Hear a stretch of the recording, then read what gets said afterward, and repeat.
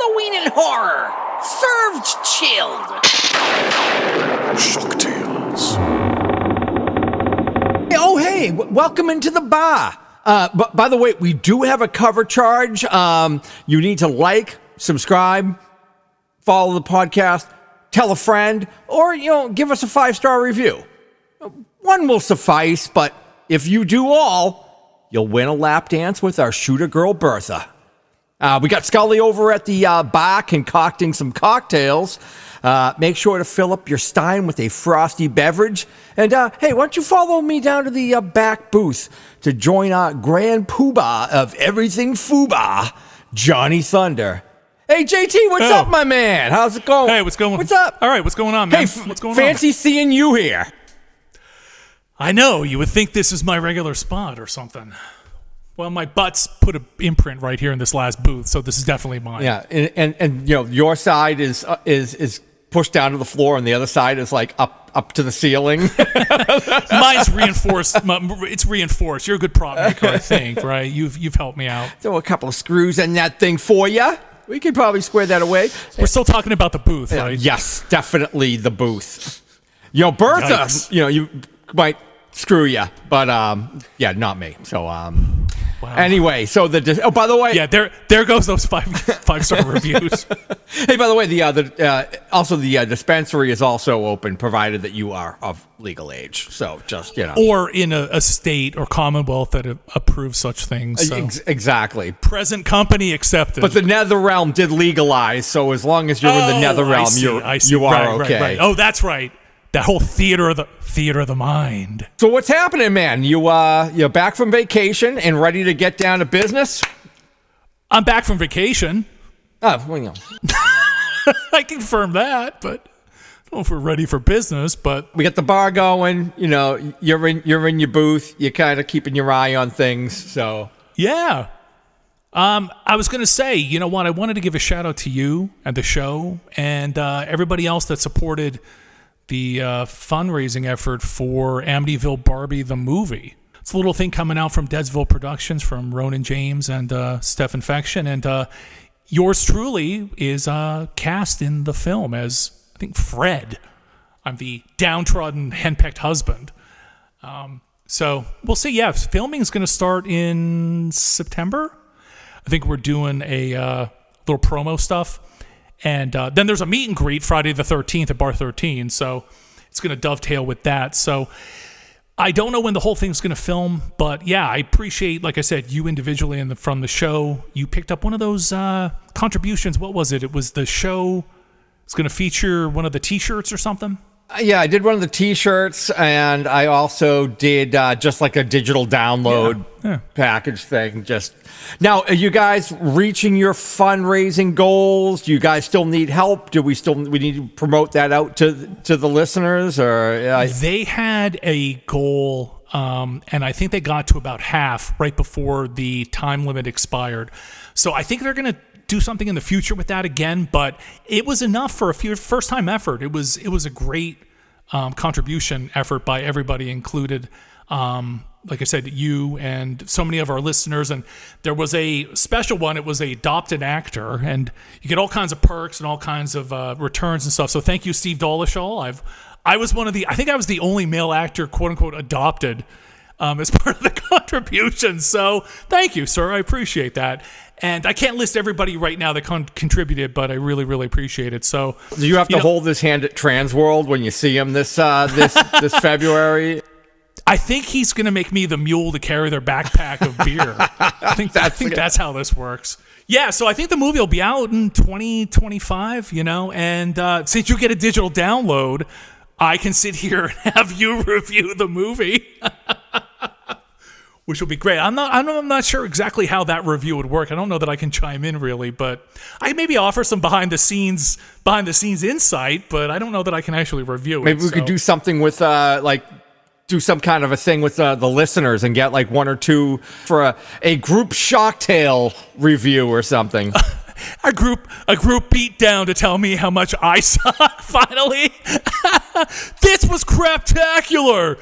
JT, you suck! Dude, haven't I been saying that for years? Yeah, well, that and the voice in my head, my mom, my wife, whatever. Get in line, brother. What's on tap tonight? What's going on? Well, I think we caught a couple flicks we wanted to talk about, and I know one was in a violent nature, but we just saw Maxxxine yesterday, so why don't we start off with that? What do you think? Sure. A24 presents the follow-up to a film that possessed a nation. The Puritan 2. Cut! The blood's wrong. Molly Bennett, meet Maxine Minx. Pleased to meet you. Sorry. We've all got blood on our hands now. The past ain't finished with you, Maxine. Ain't nowhere to hide. There's show business. You never work in this town again. Maxine, what are you hiding? I've seen the devil stalking me. I can feel his power. You've made it to the belly of the beast. You must eliminate all distractions, or the beast will spit you right back out. Drop it! Time to pay for your sins. It's America's new scream queen. Maxine fucking Minx.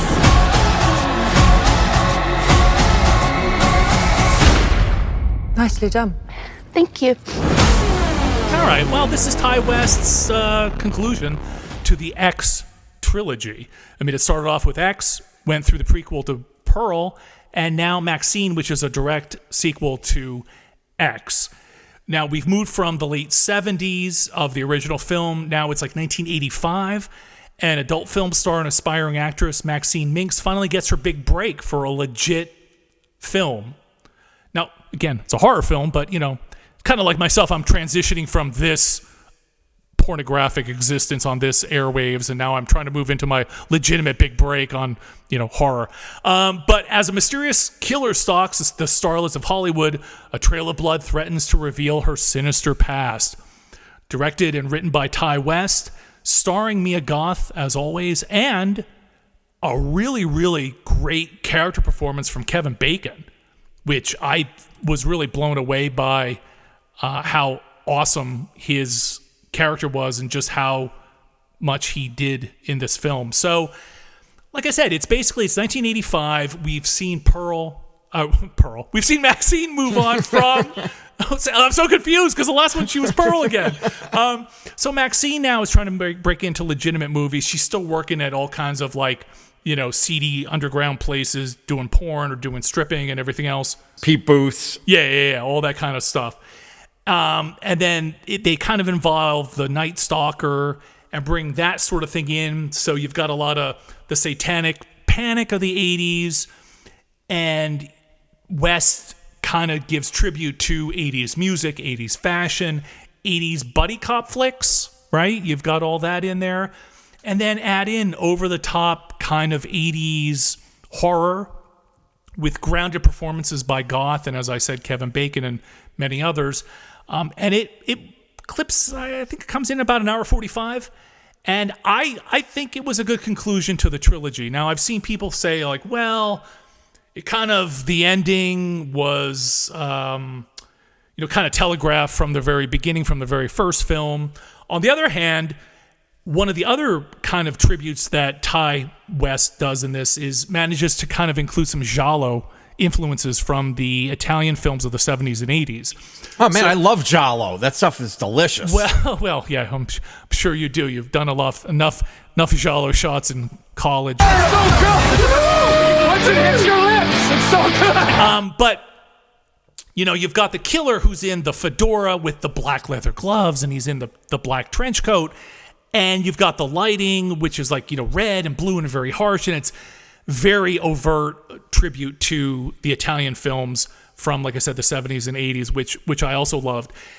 I will say that although a lot of people have said that the ending and the identity of the killer was kind of telegraphed from a mile away, I actually was kind of fooled by West because the character that I had pegged as the killer was not the killer.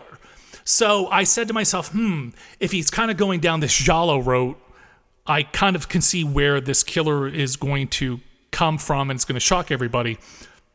And when he didn't go that route, I was like, well, okay, good. Like, he didn't take that direction, although, as I said, other people thought that the final conclusion was a little too obvious. But I dug it. Like I said, I think it was a good landing. I don't know that it was as great to me, say, as Pearl, which, again, was just driven by Mia Goth's performance. And X, again, X was his tribute to Texas Chainsaw Massacre. Pearl was more of his Hollywood classic films of the 30s, 40s, and 50s tribute. And this is definitely his down and dirty 80s tribute. So I think if you're a fan of the first two, you'll dig this one.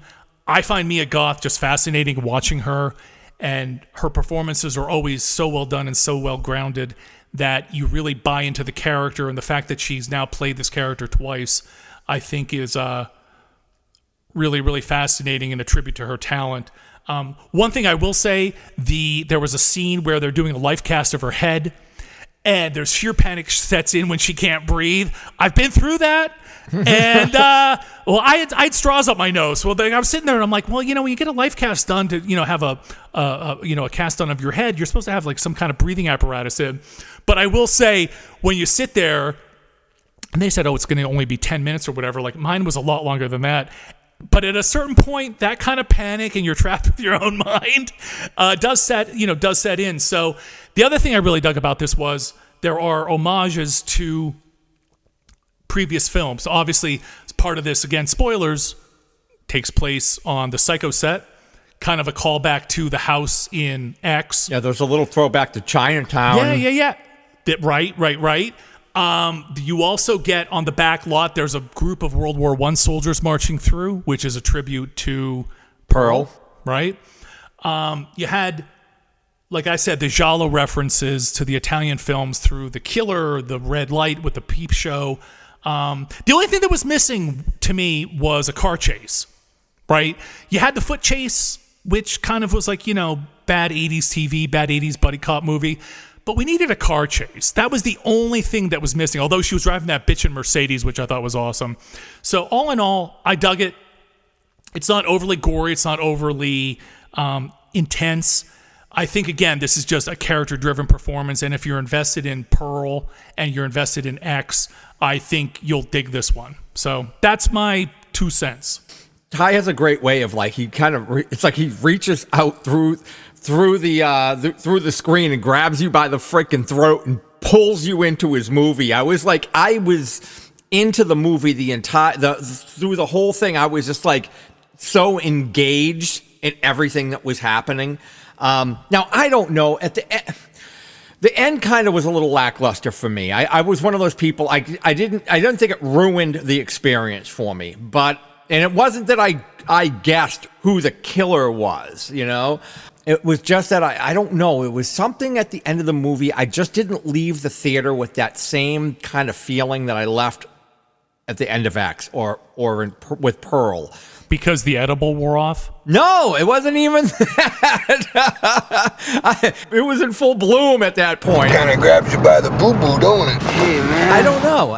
There was something that was just didn't connect with me at the end. And it wasn't like, I still really dug the movie. I didn't love it. I liked it. I liked it a lot, but I didn't love it. Unlike I did Pearl. Like, I loved freaking Pearl. I loved X. There was something a little off at the ending there, and it wasn't because I guessed. I actually didn't put the pieces together to figure it. I didn't know who it was going to be. So when it happened, it was like, oh, that's pretty cool, But there was so much to like. Obviously his his direction, just like his style, he knows how to put a movie together for damn sure. And it was just, I thought the movie in general as a whole was great. Once again, it just lacked, something didn't work for me at the very end. That at the end I wasn't like scratching my head, but I was like, it didn't give me that guttural like, oh, this is fucking awesome, Yeah, I can see that. I would say that, again, the finale, sort of the big action piece, was, again, sort of in the vein of schlocky exploitation 80s films and feeding into the whole, like I said, satanic panic of the 80s. You know, the whole crackdown on parental advisory on records and on, pop culture in general. And frankly, it kind of fed into, like I said, bad TV shows. It's like it was, Miami Vice or, just bad buddy cop kind of stuff. So I was a little surprised that Maxxxine had the ending that she had. I'll put it that way. I could have seen the movie gone in a different direction, which is what I expected. I did too. I thought it was going to go in the other direction. Complete opposite, right? Because as soon as it, like, there's the finale, and then there's sort of this sequence, and then it's back to the finale, and then I was thinking to myself, ooh, this is going to end in a certain way. And then it didn't.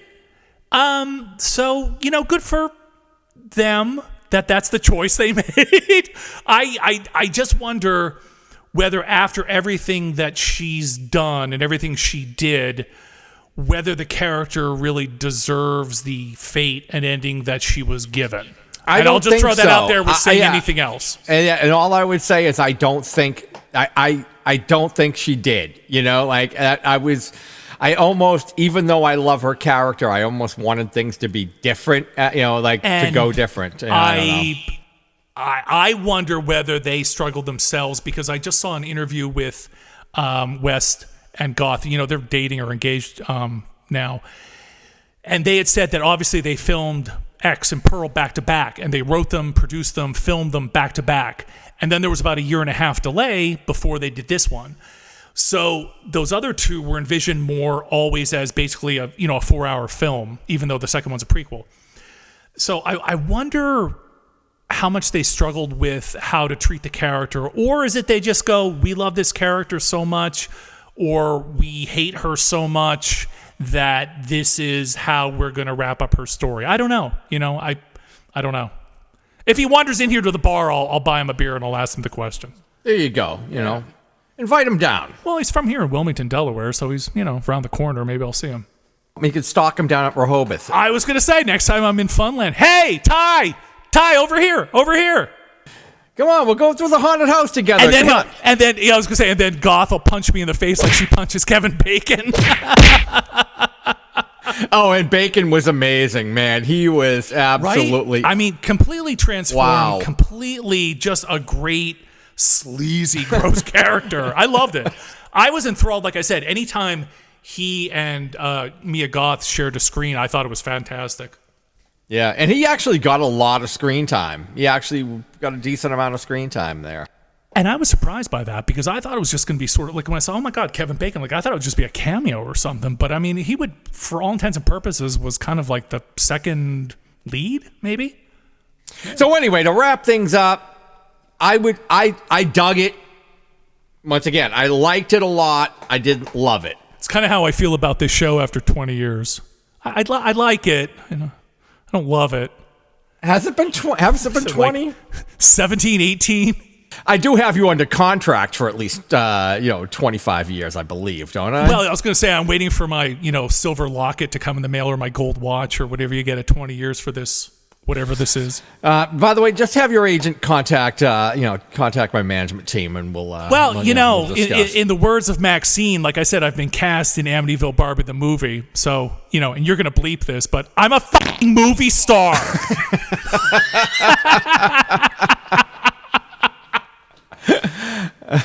All right, here. Well done. All right, thank you. You are a talent. You are a talent. Applause. Moving on. Thank you. All right, so let's move on to In a Violent Nature.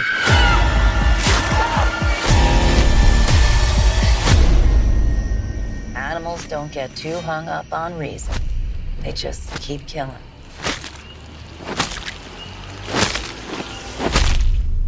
When a locket is removed from a collapsed fire tower in the woods that entombs the rotting corpse of Johnny, not this one, a vengeful spirit spurred on by a horrific 60-year-old crime, his body is resurrected and becomes hellbent on retrieving it. Now, this modern update of the slasher film was directed and written by Chris Nash and stars as the killer Johnny Rye Barrett, who you probably don't remember, but I mentioned back in 2010, one of the stars of If a Tree Falls, the Canadian slasher film. So it was great to see Rye over all these years. He's been in a bunch of movies, but it was great that this came out and had so much buzz. So, as we said, this is kind of a modern, artistic kind of take on the slasher film.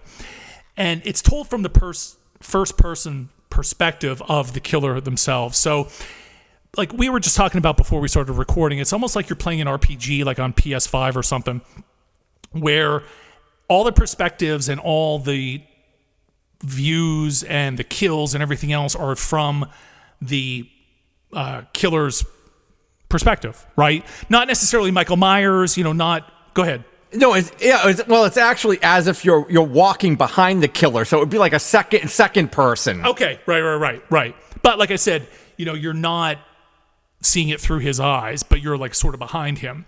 Now, what we also laughed about was I saw one of the people really, really dug this, and I also saw people hated this, which I thought was kind of bizarre, but I like it in the sense that, again, it's reimagining, it's reinventing the slasher film. It's a little bit different. It's a little bit of a different take on the Jason Voorhees legend, right? For all intents and purposes, this is Friday the 13th, but with a little bit of a different bent. As we said, you're kind of following along behind the killer the whole time.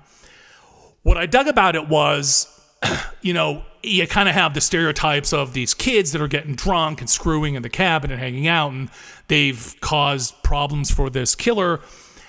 But you also get the perspectives of what a lot of kills would be like in sort of real life, or how you never understand, like, well, how did the killer get there all of a sudden? Like, they just left and blah, blah, blah. Well, he's been walking and walking and walking.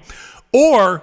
I will say, there was no mystery on how he got anywhere. Well, listen. That was the thing. There were two scenes, and I'm gonna I guess spoil this. And again, I would say if you don't want to listen to this, then fast forward.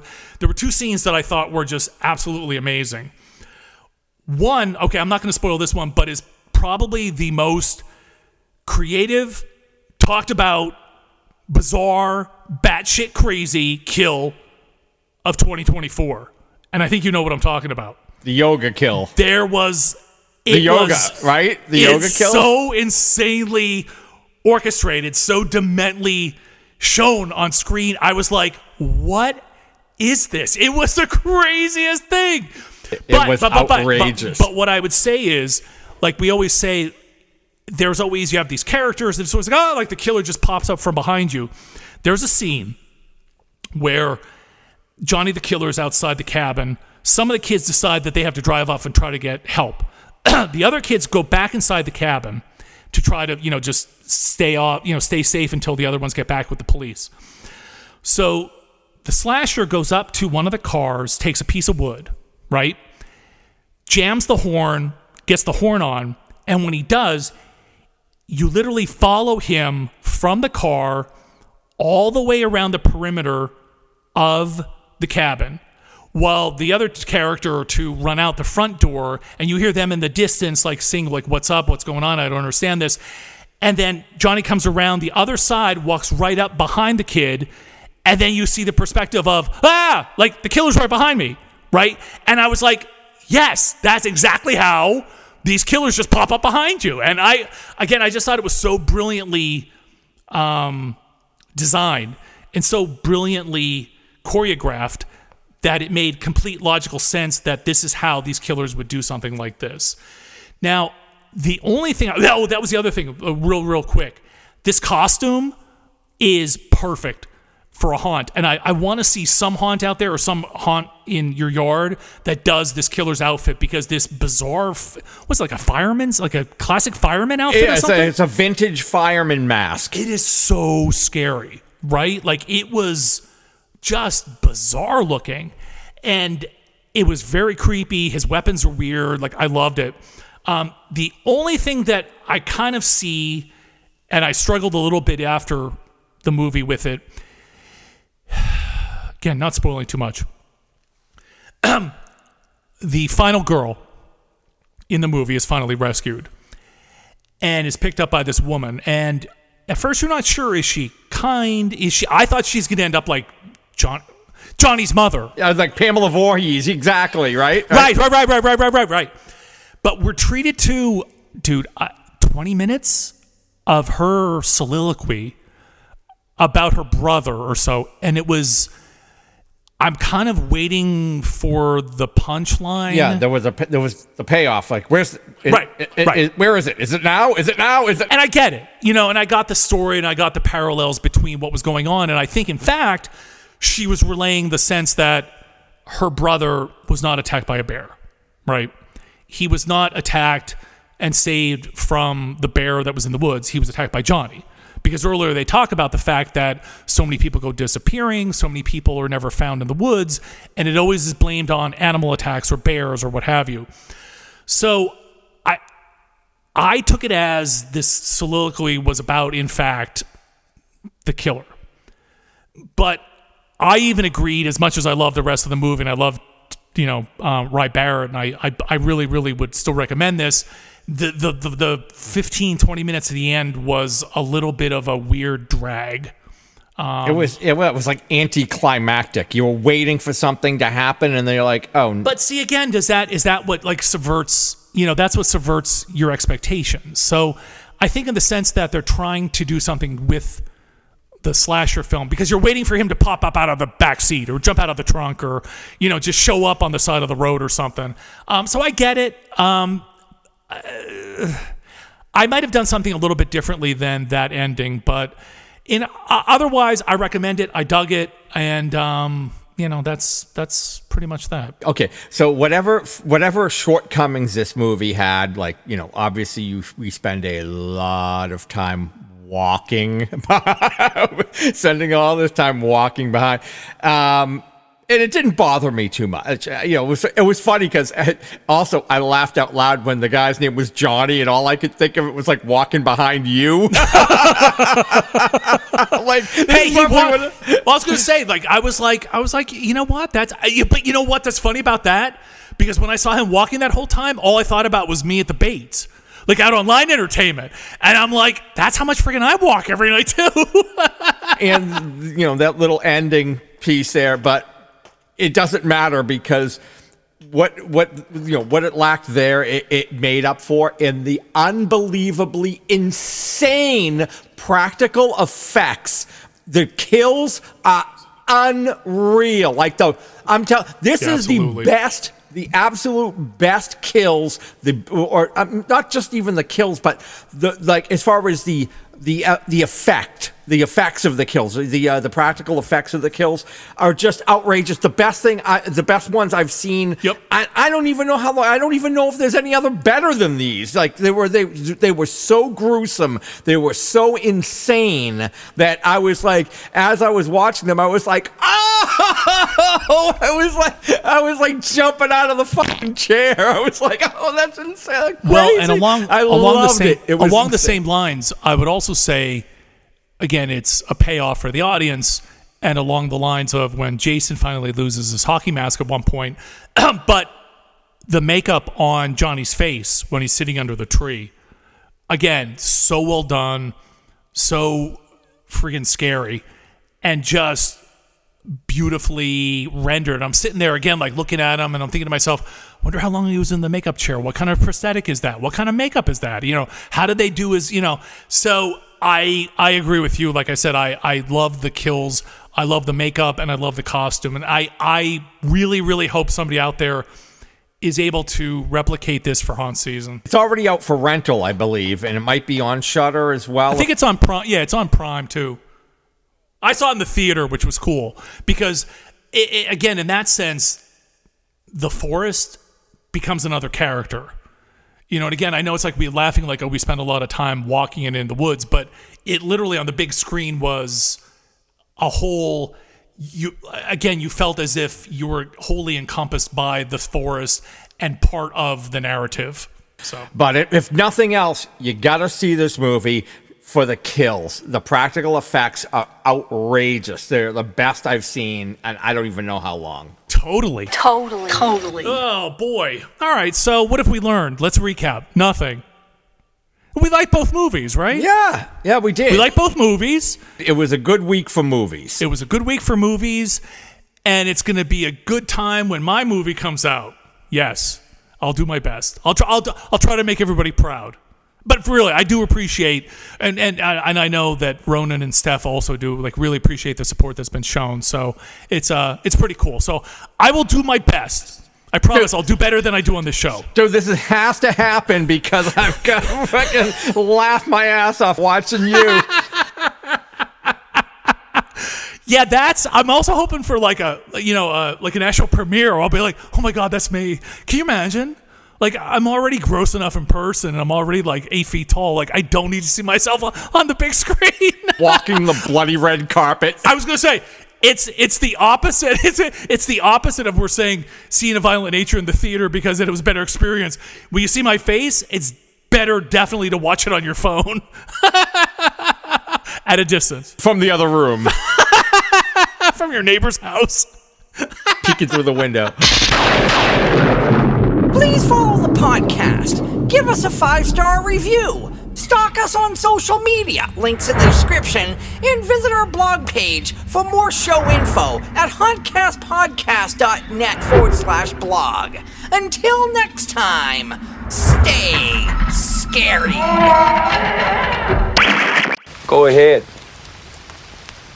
Go on, there's the door. You can do better. Let's see how far you get.